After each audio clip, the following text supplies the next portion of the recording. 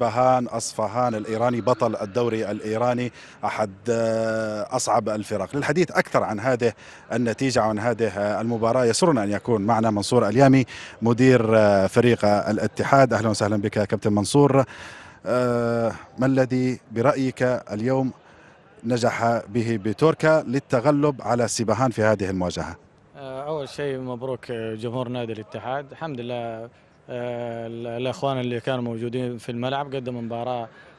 اليوم كانت مباراة جيدة، الكل استمتع. إن شاء الله يعني المباريات الجاية، تعرف عندنا مباريات مهمة في كأس الملك، وعندنا مباراة برضو في مسقط المباراة الثانية. إن شاء الله نقدم مباراة ونتأهل إن شاء الله دوري 16.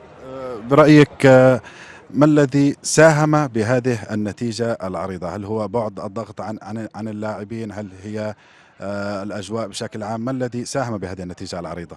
والله شوف، اول شيء يعني الفتره اللي فاتت كانت اجواء اسريه داخل المعسكر الفريق الاتحادي. حتى يعني بعد مباراه الشباب توجهنا للدوحه، كان الحمد لله الاستقرار كان موجود،